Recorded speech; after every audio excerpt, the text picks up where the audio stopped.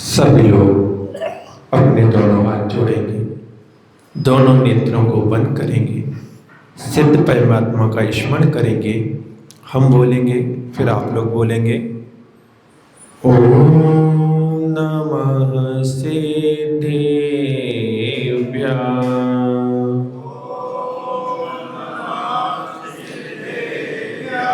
ओम नमः सिद्धेभ्यः।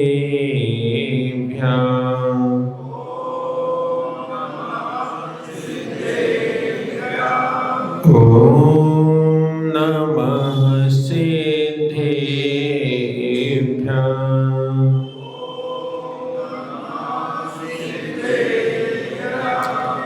मंगलम भगवान अरिहंत मंगलम विश्वभोजिना मंगलम पूज्यपादार्यो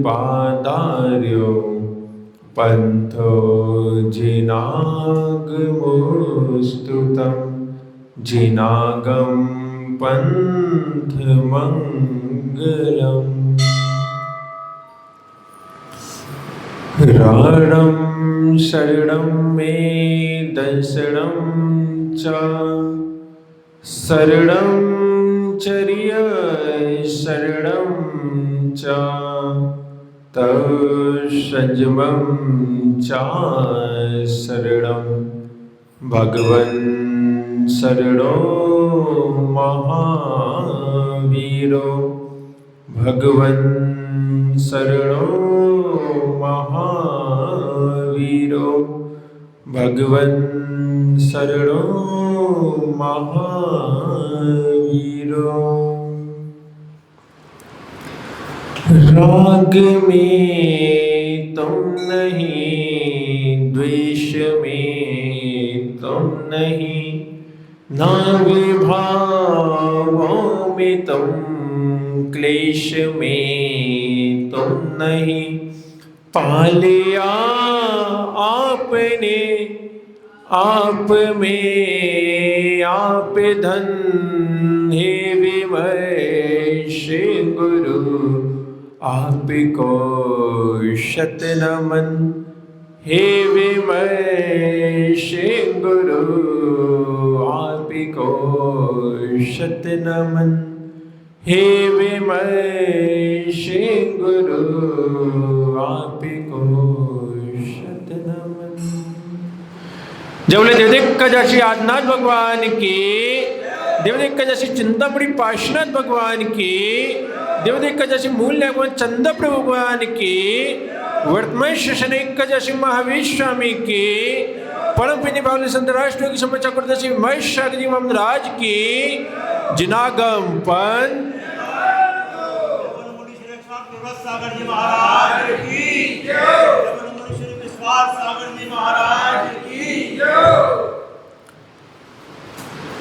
परम पूज्य गुरुदेव जो स्वयं प्रभु की निष्कांच भाव से भक्ति किया करते हैं और उस प्रभु भक्ति की महिमा जन जन को बताया करते हैं, ऐसे पूज्य गुरुदेव से जो प्रभु महिमा जानी है, गुरु गरिमा जानी है, वही आप लोगों तक पहुंचाने का प्रयास कर रहा हूँ। पूज्य गुरुदेव मुझे आशीष प्रदान करेंगे। नमोस्तु। शुभ अशुभ की बाधाएं जीवन में यदि आ जाएं, शुभ अशुभ की बाधाएं जीवन में यदि आ जाएं, सच्चे श्रावक धर्मी जन ना डरे कभी ना भय खाए। सच्चे श्रावक धर्मी जन ना डरे ना कभी भय खाए। शूरी विमल सागर हो शूरी विमल सागर सन्मार्ग दिखाए रे। जीवन है पानी की बूंद, जीवन है पानी की बूंद कब मिट जाए रे। होनी अनहोनी होनी अनहोनी कब क्या घट जाए रे। जीवन जीवन है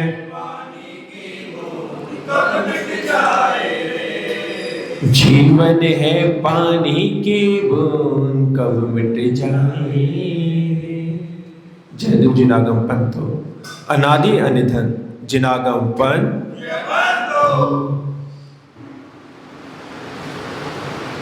हम मनुष्य कुल में प्राप्त हुए हैं। हमें मनुष्य कुल में जन्म मिला है। 84 लाख योनियों में मनुष्य योनि मिली है।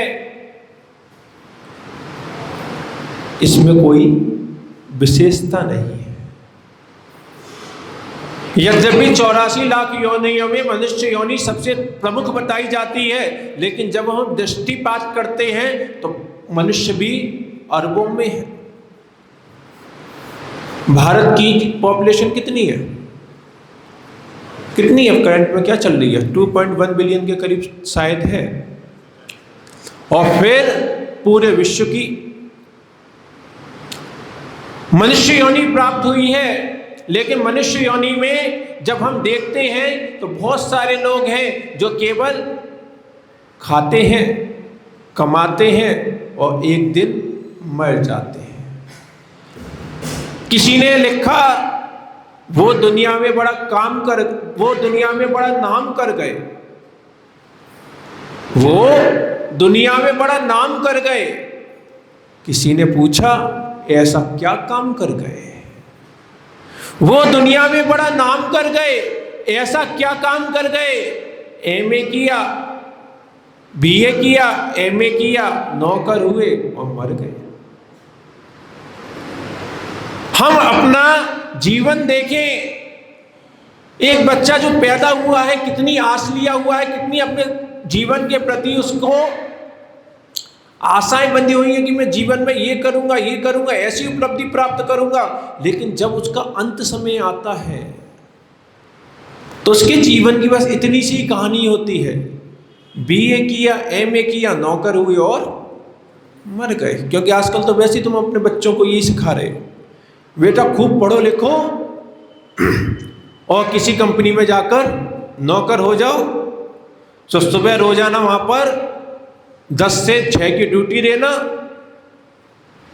और शेष अपना घर, आजकल तो वर्क फ्रॉम होम होने लग गया है, तो शेष पार्ट टाइम जॉब भी कर लेना घर पर और बस कमाना, खाना और कमाते खाते एक दिन मर जाना।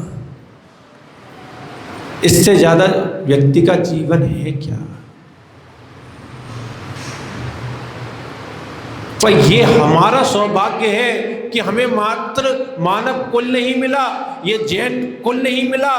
हमें इस मानव कुल को प्राप्त होने के बाद, जैन कुल को प्राप्त होने के बाद ऐसा क्षेत्र मिला जहां पर हमें सच्चे देव साज गुरु मिले। ये विश्व की वो पावरफुल पावर है कि अगर ये सुपर पावर मिल जाए तो जीव कुछ भी प्राप्त कर सकता है। हर व्यक्ति पावर प्राप्त करना चाहता है, लेकिन ये 3 सुपर पावर हैं। इन 3 सुपर पावर के माध्यम से, देव के माध्यम, सच्चे देव के माध्यम से, सच्चे शास्त्र के माध्यम से, सच्चे गुरु के माध्यम से, अरे तुम संसार की बातें करो, यहां पर तो तुम स्वर्ग भी प्राप्त कर सकते हो और चाहो तो इन 3 सुपर पावर के माध्यम से मोक्ष भी प्राप्त कर सकते हो। हमें ये 3 सुपर पावर जैन कुल में जन्म लेते ही प्राप्त हो गई, लेकिन हमें इनको यूज करना नहीं आता। हमें सच्चे देवसाज गुरु तो प्राप्त हो गए, लेकिन इनका उपयोग करना नहीं आता।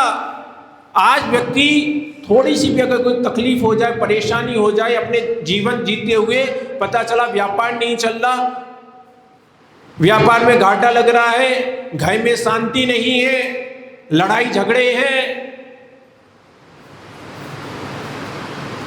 बच्चों का विवाह नहीं हो रहा है, बच्चे की जॉब नहीं लग रही है,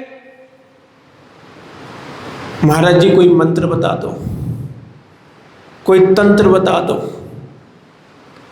तुम बताते हो तो ठीक है, और बेटा फिर नुक्कड़ पे तो बैठा ही है,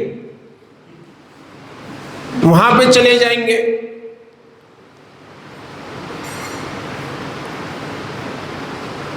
तुझे हम मंत्र बता भी देंगे, तंत्र बता भी देंगे, लेकिन जब तक तू अपने अंदर श्रद्धा नहीं लेकर आएगा तब तक वो मंत्र तंत्र करेंगे क्या?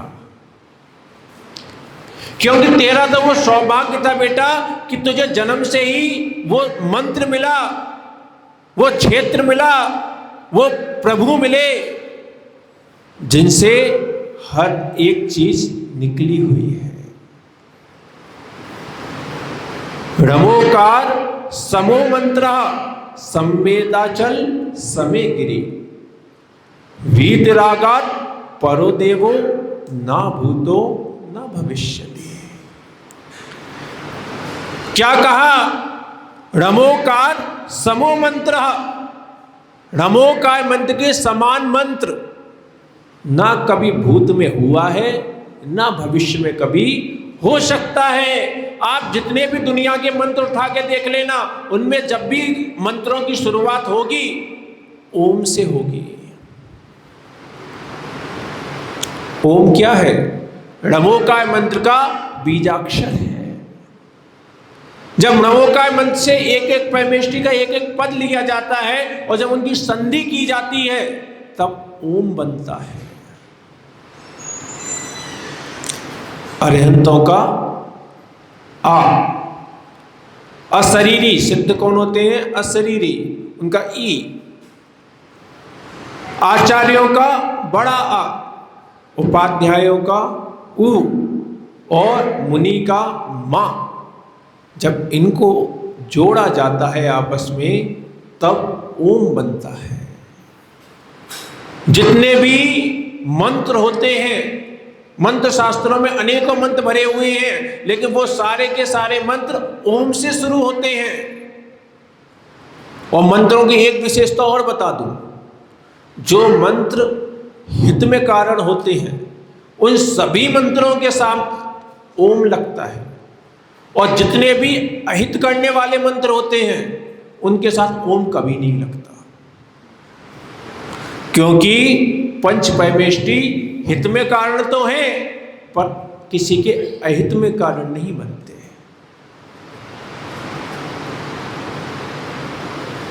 नमोकार मंत्र कितने मंत्रों का राजा है? वैसे 84 लाख मंत्रों का राजा है। राजा तुम्हें मिला हुआ है और तुम फिर भी दरबारियों के लिए भटको। राजा तुमसे मित्रता करना चाह रहा है, राजा तुमसे दोस्ती करना चाह रहा है, राजा तुम्हें अपने पास बिठाना चाह रहा है, और तुम कह रहे हो नहीं भाई, हमारा तो बस दरबारियों से बातचीत हो जाए, दरबारियों से फ्रेंडशिप हो जाए, दरबारियों से रिश्ते बन जाए, बस हम तो इसी में खुश हैं। छोटे छोटी सी बातें हो जाती हैं, हम उसके लिए अपनी श्रद्धाओं को खोखला कर देते हैं, पूछने लगते हैं कि महाराज जी कोई मंत्र बता दो, तंत्र बता दो। आचार्य भगवान कह रहे हैं रमोकार समो मंत्र, रमोकार मंत्र के समान मंत्र, और संवेदाचल समे गिरी, और सम्य शिखर के समान पर्वत।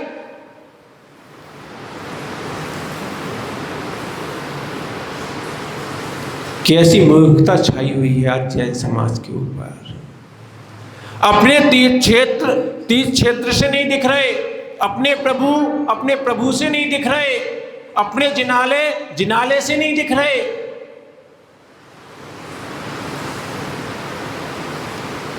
अन्य लोगों के आयतन वो बहुत अपने हितकारी दिख रहे हैं।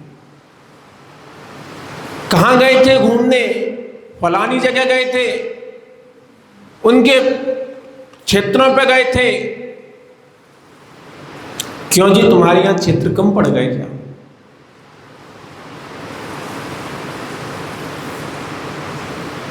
श्रद्धा आए, कहते हैं ना, मानो तो गंगा जल हूं और ना मानो तो बहता पानी। आज हमें गंगा जल के समान पवित्र देवसात गुरु मिले हैं, निर्दोष देवसात गुरु मिले हैं, आत्महितकारी देवसात गुरु मिले हैं, लेकिन हमने उसको क्या मान लिया है?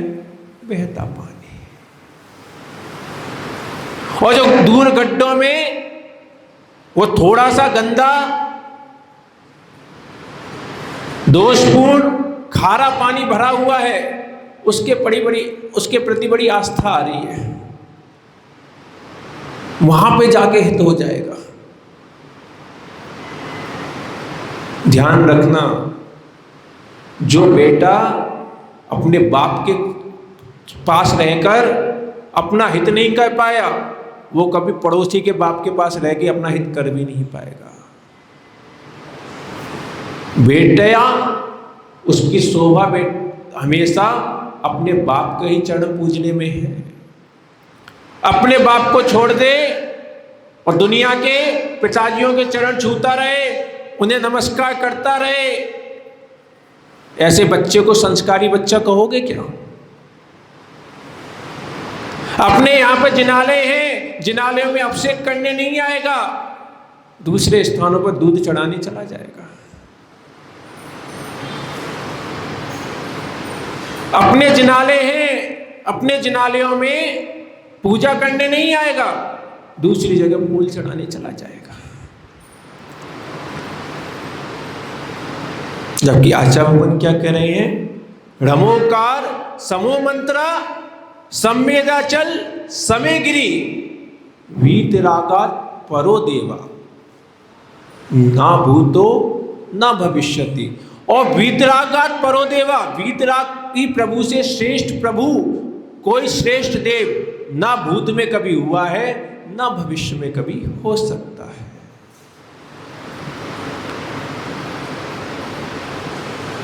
जीवन में थोड़ी सी दुख आ गई, तकलीफ आ गई, परेशानी आ गई, हम तुरंत भगवान को बदल देते हैं। जबकि इन्हीं वीतरागी प्रभु के चरणों में रहते हुए कई लोगों के काम बन भी रहे हैं, ऐसा भी नहीं है। वैसे तो प्रभु लौकिक काम बनाने के लिए बेटा थे नहीं, वे तो तेरा पारलौकिक जीवन सुधारने के लिए थे, तुझे आत्मा को परमात्मा बनाने के लिए थे, तुझे संसार में रखने के लिए नहीं थे। लेकिन अगर तुझे संसार में भी रहना है, सुखपूर्वक भी रहना है, तो तुझे बहुत सारे ऐसे लोग हैं तुम्हारी समाज में ही मिल जाएंगे, घर में ही मिल जाएंगे, कि जो केवल जिनेन्द्र देव के पास आते हैं, लेकिन गुरुओं के पास आते हैं, मांगते भी कुछ नहीं, बस निस्वार्थ भाव से प्रभु की अर्चना कर रहे हैं, पूजा कर रहे हैं, गुरुओं की सेवा कर रहे हैं, भैया भक्ति कर रहे हैं, और उनके काम सहज बनते जा रहे हैं। उसका बनना है, तेरा नहीं बनना। कमी किस में है फिर? कमी हम में है, लेकिन कमी ढूंढते किस में हो तुम? वो प्रभु में ढूंढते हो। देवसाज गुरु, ये हमारा पुण्य का अवसर है कि हमें वो प्राप्त हुए हैं, लेकिन इनके प्रति तो अपन क्या चाहते हैं कि अगर हम यहां पर आ गए हैं तो हमारा काम या तो तुरंत होना चाहिए। मैगी समझ रखा है, 2 मिनट में बन जानी चाहिए। कई लोग आते हैं, भगवान देखो श्रीफल लेकर आया हूं, और बजा के लेकर आया हूं, पानी का श्रीफल है, तुम्हें चढ़ा रहा हूं, अच्छे से देख लो। और कल से एग्जाम शुरू हो रहे हैं, ध्यान रखना। भगवान चांदी का छत्र लाया हूं, आपको चढ़ा रहा हूं, प्योर चांदी है,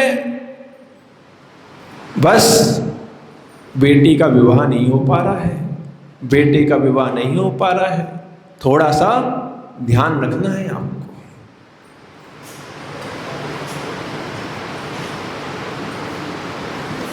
भगवान एक पंडित जी के पास गया था, जैन पंडित जी के पास गया था। उन्होंने कहा था कि भगवान की चांदी के दीपक से आरती करनी है।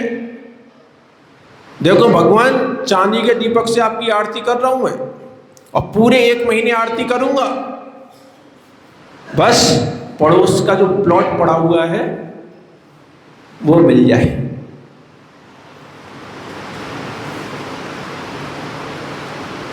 माने भगवान के पास भी आया है तो पूरा पक्का व्यापारी बनकर आया है।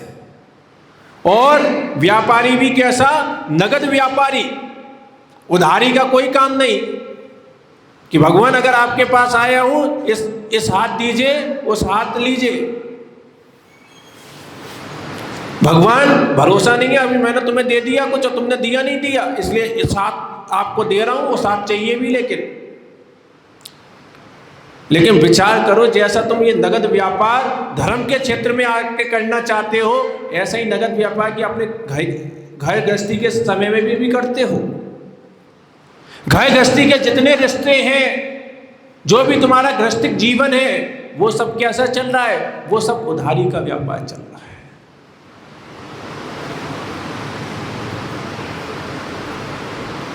तुम वहां पर अपना पैसा लगा रहे हो, अपना समय लगा रहे हो, अपना जीवन लगा रहे हो। किस आस में लगा रहे हो? कि भविष्य में मुझे जो मैं यहां पर लगा रहा हूं, भविष्य में मुझे ये विद इंटरेस्ट प्राप्त होगा। लेकिन जब उधारी मांगने जाते हो तो पता चलता है इंटरेस्ट तो छोड़ो, मूल भी मिलता नहीं है। घर में बच्चा पैदा हुआ, जब बच्चा पैदा हुआ तो पैदा होते ही उसके प्रति आस बंध जाती है। तुम कितना भी सोचना, लेकिन ध्यान रखना, अगर घर में बेटी पैदा हुई है तो कहीं ना कहीं सोच तुरंत ये बन जाती है कि ये तो पराया धन है। और बेटा पैदा हुआ है, ये मेरा धन है। साथ निभाएगा बेटा, सोच रहा लेटा लेटा। साथ निभाएगा बेटा, सोच रहा लेटा लेटा। हाय बुढ़ापा आएगा, पास न आएगा बेटा।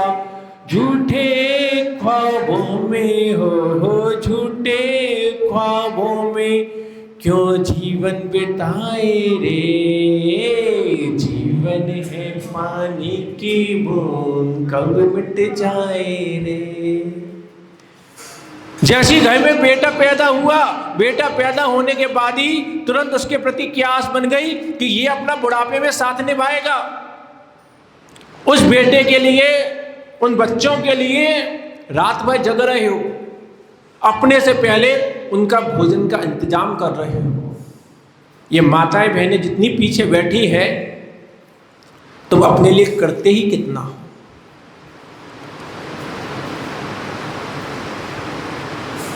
अगर किसी दिन घर में बच्चे ना हो, पति महोदय भी बाहर गए हो, तो पता चला कि अपनी तो रोटी चटनी से ही खा ली।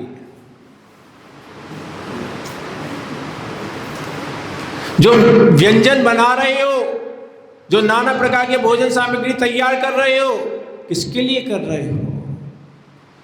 अपनों के लिए कर रहे हो। अपने लिए ये लोग कुछ नहीं चाहते। अपनों के लिए पूरा जीवन दिया हुआ है। उस बच्चा पैदा हुआ और बच्चे को पैदा होने के बाद उसके लिए तुम रात भर जगे हो। स्वयं के कहीं पर जाना है तो माँ बाप स्वयं के लिए वस्त्र नहीं खरीदते, बच्चों के लिए खरीदते हैं। बच्चे ने जिद कर दी, पिता को कोई चीज की जरूरत थी अपने लिए, पिता ने अपना मन मान लिया। लेकिन बच्चे को अगर कोई खिलौना भी चाहिए था तो वो खिलौना ला कर दे दिया, जिसको वो कुछ दिन खेलता है और फिर एक तरफ फेंक दिया करता है। कितना सेक्रीफाइस करते हो तुम इन रिश्तों के लिए।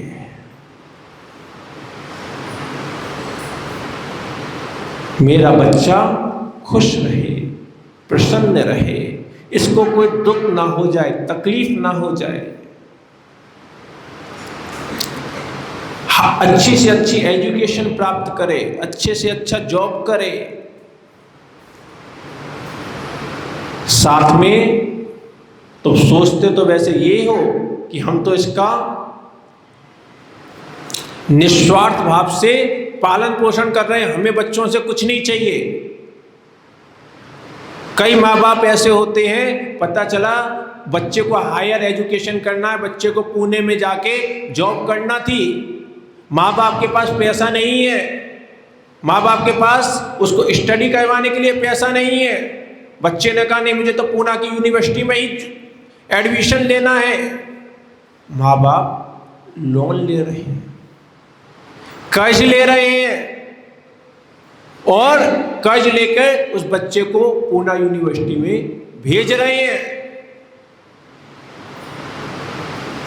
पर एक बात और है,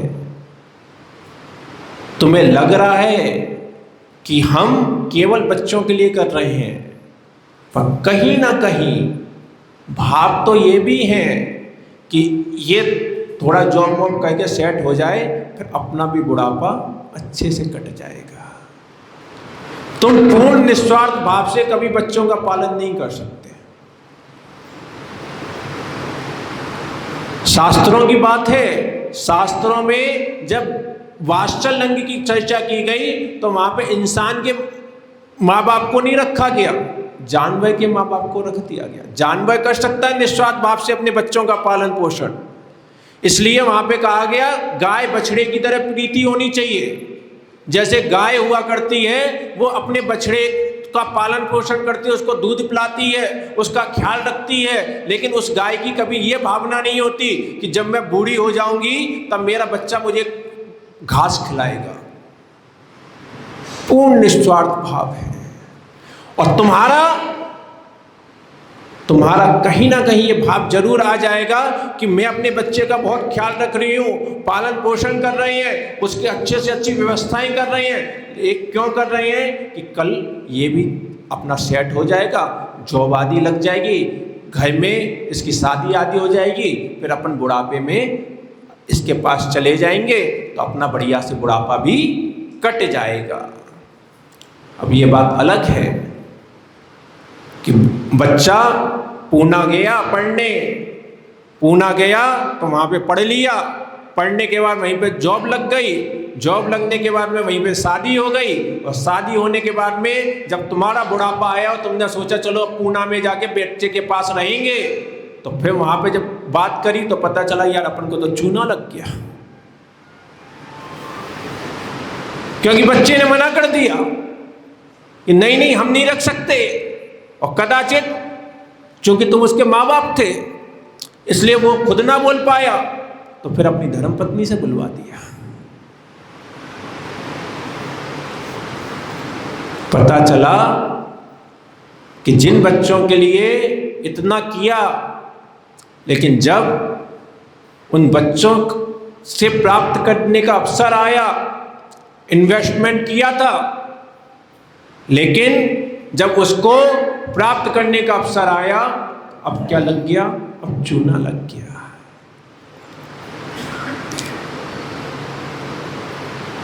हालतें ये हैं कि कोई हमें बता रहे थे कि हमारा बच्चा बाहर जॉब कर रहा है, एक ही बच्चा है, वो बाहर जॉब कर रहा है, शादी हो चुकी है, अच्छी जॉब है, माँ बाप अपने शहर में रुके हुए हैं। पिताजी की तबीयत खराब हो गई, पिताजी की दवाई आनी है, अपने शहर से पिताजी दवाई लें तो उसमें छूट नहीं मिलती। बेटे के पास वहाँ से अगर दवाई आ जाए तो वहाँ पर उसकी दुकान है जो मेडिकल के पास में, उसमें कुछ परसेंट की 10-20% की छूट मिल जाती है।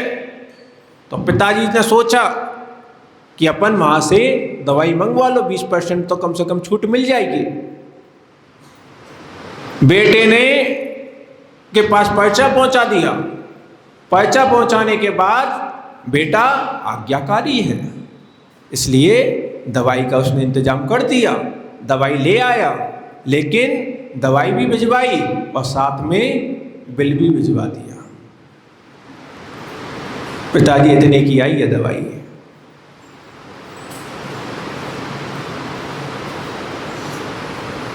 ऐसे नालायकों के लिए सच बात तो ये है कि पूरा तुम्हें भी अपना अच्छे से एस्टीमेट बना लेना चाहिए और उसमें हर चीज़ का हिसाब रखना चाहिए कि बेटा तेरे स्कूल की फीस इतनी हुई थी, बेटा तेरे कोचिंग की फीस इतनी हुई थी, तुझे इतने सारे कपड़े मैंने बनाए तो उनका बिल ये है, तेरे लिए इतने रातों को मैं जगा हूं, इसका पे ये है। और जब सबसे लास्ट में लिखना कि बेटा जब तू पानी भी पीने के योग्य नहीं था तब मैंने अपना दूध पिलाया था तुझे, उसकी कीमत नहीं आंक पाई सो तू उसकी कीमत और भेज दियो मेरे पास।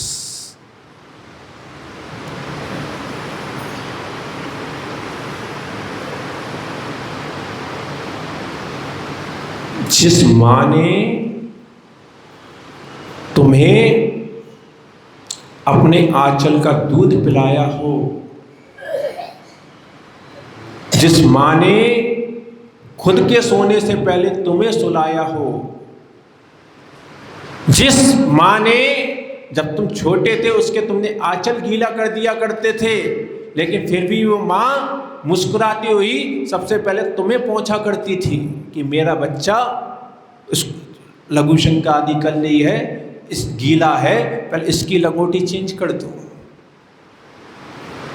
जिस मां ने का आंचल तुमने बचपन में गीला किया था, बुढ़ापे में उसकी आंखें गीली मत करो। अगर उसकी आंखें गीली हो गई तो इससे ज्यादा तुम्हारे लिए डूब मरने वाली बात कोई दूसरी नहीं है।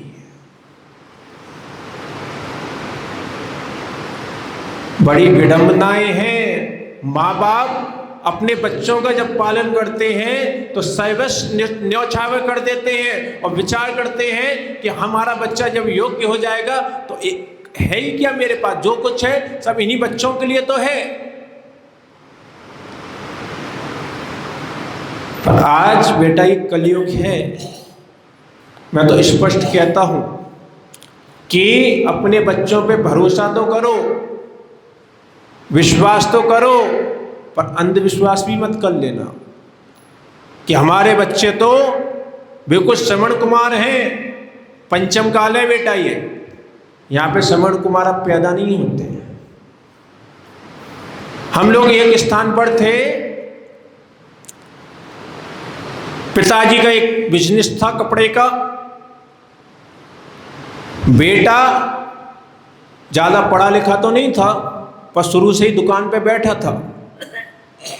पिताजी ने समय आया, बेटे का विवाह हो गया, श्रीमती जी आ गई और श्रीमती जी जैसे ही आई तो पिताजी ने कहा कि बेटा एक काम करो, अब तुम अपना कुछ अलग बिजनेस कर लो। अरे पिताजी आप ही के श्री चरणों में रहे हैं। ठीक है बेटा कोई बात नहीं, अपना बिजनेस आगे बढ़ा लो। फिर पिताजी ने कुछ समय बाद खुद कहा कि बेटा एक काम करो, कुछ सेविंग अपने नाम पर कर लो, आगे काम में आएगी। अरे पिताजी आप कोई हमारे लिए मना थोड़ी ना करोगे, हम आपकी तो संतानें हैं, इतने बड़े थोड़ी ना हो गए, सब आप अपने पास ही रखो। माँ बाप को लगा कि आप बेटा तो अपना श्रवण कुमार ही है वाकई में। विव्रत सागर तो ऐसे ही कहते रहते हैं। उनका श्रवण कुमार है। हमारा विशेष पुण्य का उदय होगा, पड़ोसियों का जैसा भी होगा बच्चा, लेकिन हमारा बच्चा तो श्रवण कुमार है।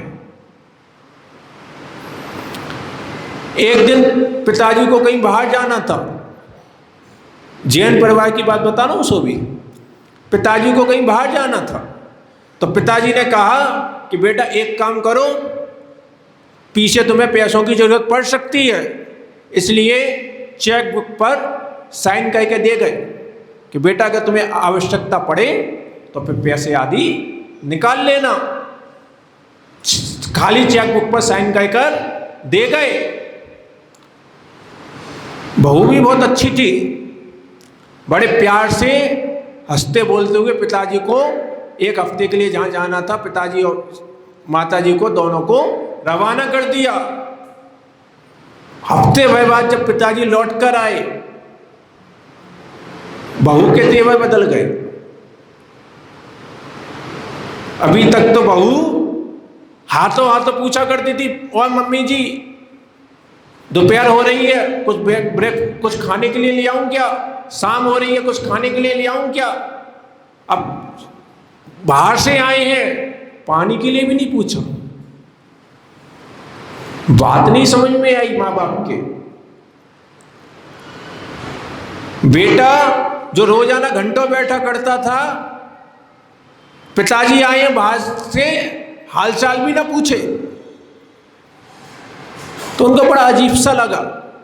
हो गई होगी कोई बात। पिताजी दुकान पर गए तो बेटा क्योंकि बहुत समय से बैठ रहा था, तो सारे ग्राहकों को तो परिचय में तो थे ही, खुद गद्दी पर बैठ गया, पिताजी को बराबर में स्टूल डाल दिया, तो पिताजी बेचारे स्टूल पर बैठ गए। 2-3 दिन जब हुए तो फिर उनको लगा ये बड़ा अजीब सा माहौल हुआ जा रहा है, लगता है मेरे बेटे के कुछ भाव बदल गए हैं। कोई बात नहीं, दुकान वैसे भी आज नहीं तो कल इसी को मिलनी थी, कोई बात नहीं, दुकान ये रख लेगा, अपने पास तो वैसे ही बहुत पैसा है। जैसे ही अकाउंटों को देखा, उसमें उन्होंने 10 रुपये भी नहीं छोड़े थे। सब पैसा निकालकर अपने अकाउंट में ट्रांसफर कर लिया, और माँ बाप की वो हालत कर दी कि घर से मंदिर के लिए भी रिक्शे वाले को देने के लिए 10 रुपये भी बच्चों से मांगने पड़ते थे उनको, और उसमें भी 4 बातें सुनाने के बाद देते थे। ये आज की हकीकत है।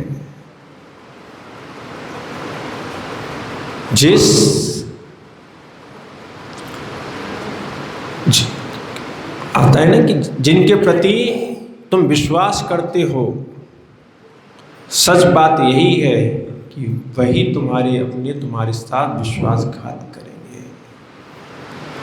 हम मंदिरों में आते हैं, मंदिरों में हम तुरंत फल चाहते हैं, और जो भी संसारी रिश्ते हैं, ये मैंने कहा कि ये सारे उधारी के रिश्ते हैं। तुम सबको जितना भी अपने बच्चों का पालन पोषण कर रहे हो, जो भी उनकी देखभाल कर रहे हो, पीछे क्या भावना होती है कि मेरा बच्चा बस पढ़ लिख के योग्य हो जाए, कहीं बाहर सेटल हो जाए, उसके बाद मैं बुढ़ापे में उसके पास चला जाऊंगा।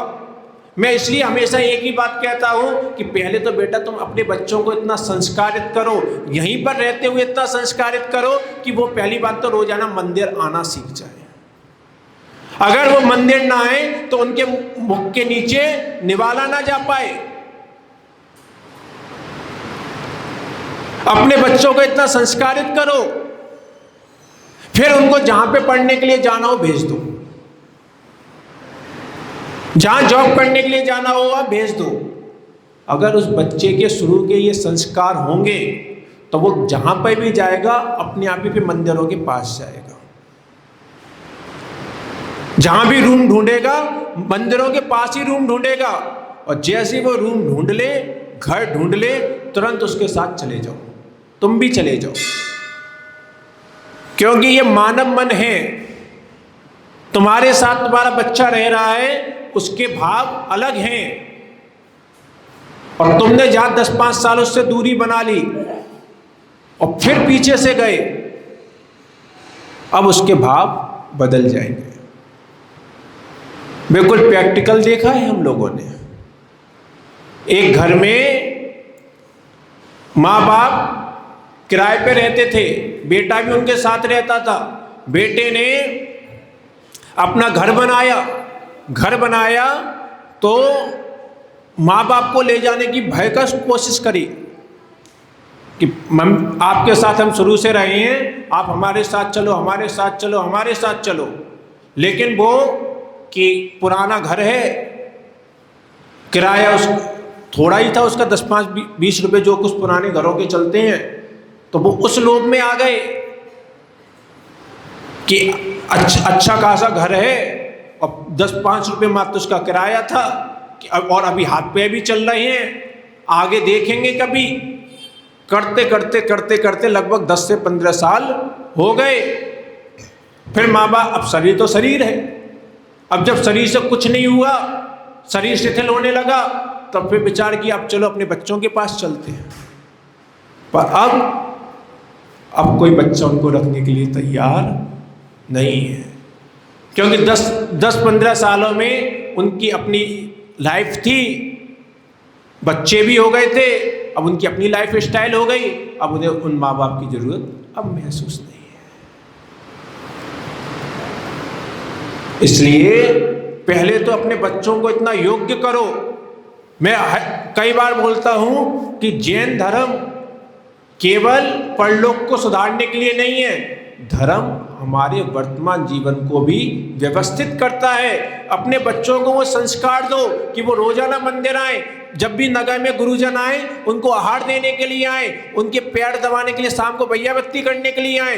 ध्यान रखो, अगर तुमने अपने बच्चों को साधु की भैया बत्ती के संस्कार दिए होंगे तो कदाचित उम्मीद कर भी लेना वो भी हो जाए, जरूरी नहीं है, लेकिन फिर भी उम्मीद की जा सकती है कि जो बेटा रोजा जब भी मुलजन आते हैं तो उनकी भैया बत्ती करता है तो बुढ़ापे में शायद तुम्हारे पैर दबा दे, शायद दबा दे। लेकिन जो बेटा गुरुओं की भैया बत्ती नहीं कर सकता, उससे उम्मीद भी मत करना कि वो तुम्हारे बुढ़ापे में पैर दबाएगा, क्योंकि वो भावों में कठोरताएं आ जाती हैं। हमारा जितना भी व्यापार चल रहा है सब उधारी का व्यापार चल रहा है। जितने भी तुमने रिश्तेदारों की फौजें बना रखी है, खड़ी कर रखी है, उनके लिए एक बार बताओ, मंदिर में विधान हो रहा है और तुम्हारे रिश्तेदारी में शादी है, कहां जाओगे?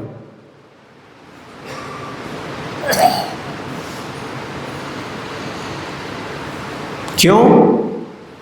क्योंकि कहीं ना कहीं भाव क्या है, भगवान तो ठीक है, कहां जा रहे हैं, पर रिश्तेदारी निभाना जरूरी है, क्योंकि रिश्तेदार बुरे वक्त में काम में आएंगे। मैंने एक दिन और भी कहा था, भरे को दुनिया भरती है, खाली को कोई नहीं भरता। जब तक बेटा तुम्हारे कोई प्रतिकूलता नहीं आ गई है तब तक सारे रिश्तेदार तुम्हें रोजाना फोन करेंगे, सुबह भी करेंगे, शाम को भी करेंगे, जय जिनेंद्र करेंगे, तुम्हारे हालचाल पूछेंगे। और जिस दिन उन्हें ये पता चल गया कि इसको ऐसी ऐसी तकलीफ आ गई है, तुम जब फोन करोगे तो हमेशा या तो स्विच ऑफ मिलेगा या बिजी मिलेगा।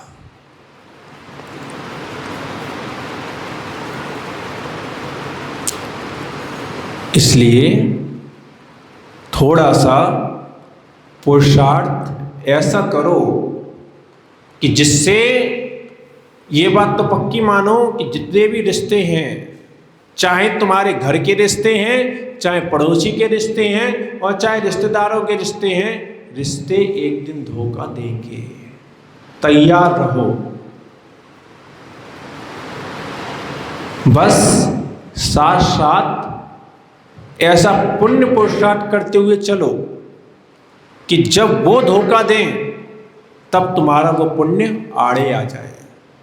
क्योंकि तुम पुराण उठा के देख लो, धर्मशास्त्र उठा के देख लो, इतिहास उठा के देख लो, उसमें जब जब धोखा दिया गया तब तक अपनों के द्वारा दिया गया। राम के लिए वनवास किसने मांगा?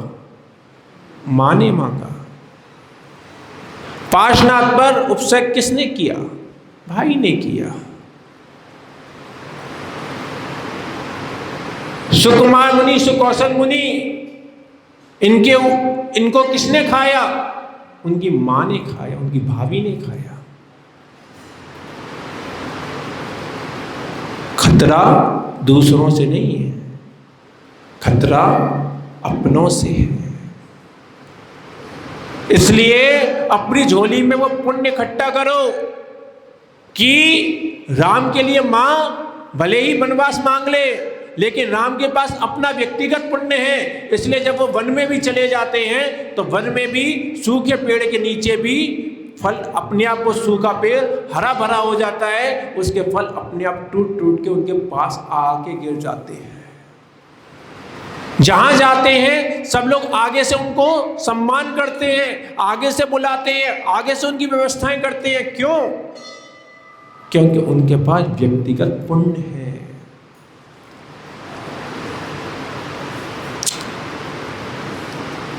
लोक में, इस संसार में तो बेटा धोखा मिलेगा ही मिलेगा, तैयार रहो। और इसलिए कहता हूं कि धर्म किया करो। अभी तो सब चीजें अनुकूल हैं, इसलिए सोचते हो कि धर्म करने से क्या होता है। ध्यान रखो, कुआं तभी खोदा जाता है जब प्यास ना लगी हो, और अगर प्यास तीव्र लग रही हो उस समय पे अगर कुआं खोदने का प्रयास भी करोगे तो इतनी आसानी से फिर पानी नहीं मिलेगा। पता चलेगा खोदते खोदते ही पैसी प्यास लग रही थी, खोदने की थकान में, और अपने प्राणों गवा बैठोगे। इसलिए जब अनुकूलताएं हैं, अनुकूलता के उदय में ही, पुण्य के उदय में ही पुण्य का पुरुषार्थ किया जाता है। एक इंग्लिश में कहावत चलती है, मनी कम्स मनी, धन से धन आता है। पहले व्यक्ति धन लगाता है, उसके पास धन होता है, तब वो धन लगाता है, तब धन आता है। और कोई व्यक्ति बिल्कुल कंगाल हो, काम करने को तैयार है लेकिन कंगाल है, ऐसे व्यक्ति को कोई व्यापार करने के योग्य है क्या? वो बस वो केवल भीख मांगने के योग्य रह जाता है। इसलिए मनी कम्स मनी, पहले तुम्हारे पास पैसा होना चाहिए, फिर तुम उस पैसे को लगाओगे तो फिर और पैसा आ जाएगा। ऐसे ही पुण्य अगर तुम्हारे पास होगा तो फिर उस पुण्य का तुम उपयोग करोगे।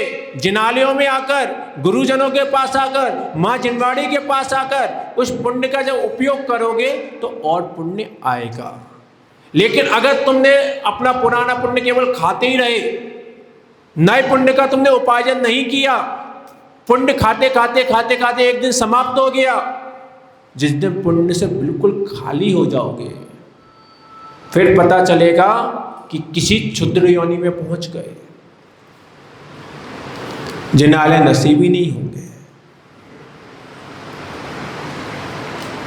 सबसे ज्यादा जीव एक इंद्री की पर्याय में होते हैं। एक इंद्री जीवों को जिनेंद्रिय मिलते हैं क्या? नहीं मिलते। फिर दो इंद्री जीव, उनको जिनेंद्रिय मिलते हैं क्या? नहीं मिलते।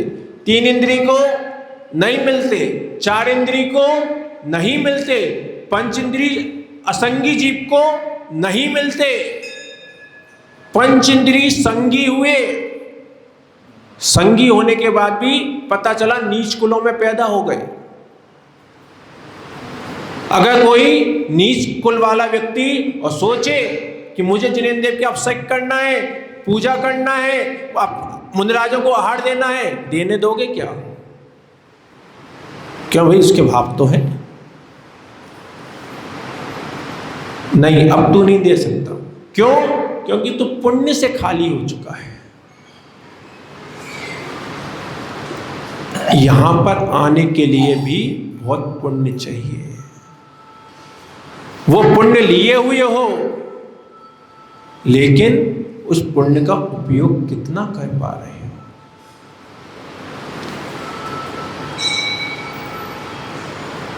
अगर इस पुण्य का उपयोग करना ना सीखे तो ध्यान रखो, पुण्य तो समाप्त होता जा रहा है। और कई लोग पुण्य का उपयोग करना नहीं जानते।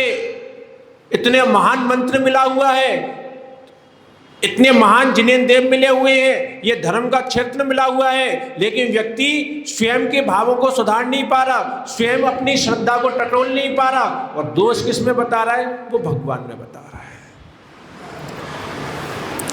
विचार करो, वही भक्तामय जी है जिस भक्तामय जी को पढ़ के आचार्य मानतुंग ने 48 ताले तोड़ दिए, और उसी भक्तामय जी को पढ़ के तुम अपने घर का कुंडा भी ना खोल पाओ। तो अब क्या हुआ? कोई तुम्हें भक्तामय जी डुप्लीकेट पकड़ा दिया गया है क्या? वही नमोकाय मंत्र है जिसको अंजन चोट ढंग से पढ़ भी ना पाया, आड़म ताड़म कछु ना जाड़म, सेठ वचन प्रमाणम, लेकिन उसकी वो श्रद्धा थी कि उसके आड़म ताड़म के बाद भी उसको विद्या सिद्ध हो गई।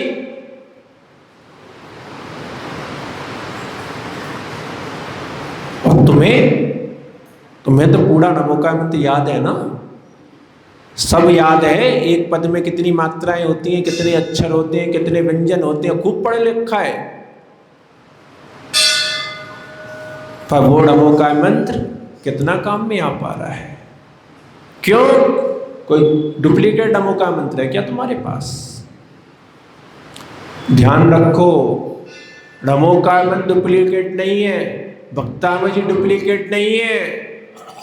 विशापाहार स्तोत्र जिसको पढ़ने के बाद जैसी गंधोदक की चींटी अपने पुत्र पर मारी, जो पुत्र भी को मरणासन था, साहब ने काट लिया था, जिसको पूरा नीला पड़ चुका था, और विशापाहार स्तोत्र पढ़कर बस गंधोदक की छींटे मारी और वो बच्चा ऐसे उठ के खड़ा हो गया जैसे मानो सोकर उठा हो।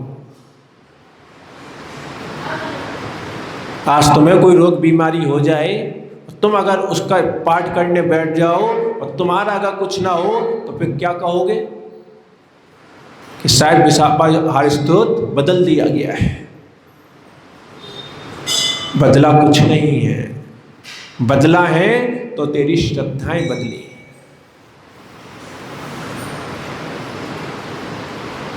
जिनेंद्र देव की पूजा अर्चना ध्यान रखो, पुण्य के उदय में करोगे तो फिर निष्कांच भाव से करोगे, और अगर पाप के उदय में करोगे तो फिर अंदर इच्छाएं बनेगी ही बनेगी कि मेरा फलाना काम हो जाए।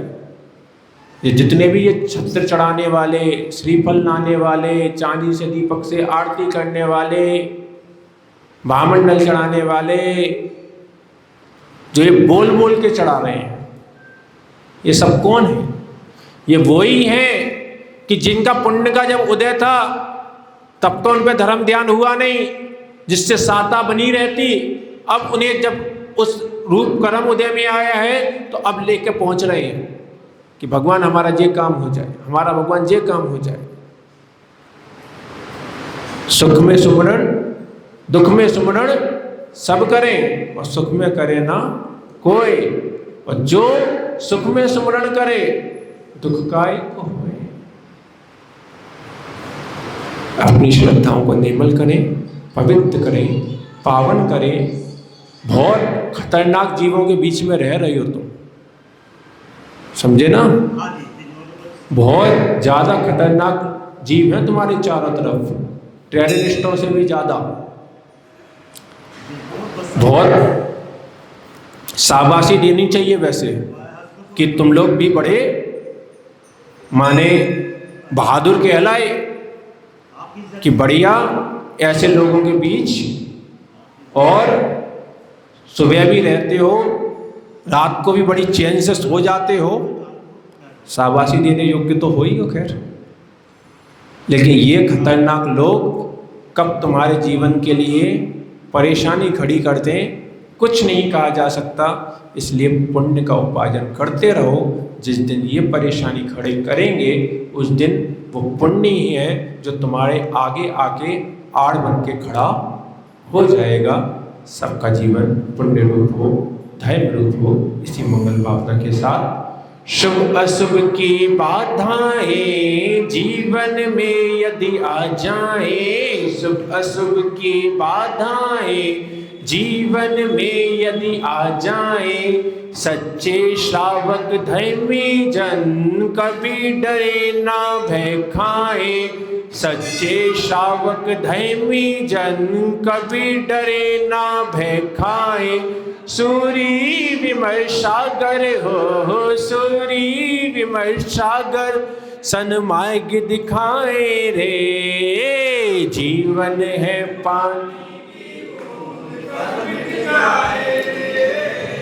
जीवन है पानी की बूंद कब मिट जाए रे, होनी अनहोनी होनी अनहोनी कब क्या घट जाए रे, जीवन है जीवन है पानी की बूंद कब मिट जाए रे। जबली परंपरा भाई शुद्ध राष्ट्रीय समाचार प्रदेशी वैश्य महाराज की जिनागरों पर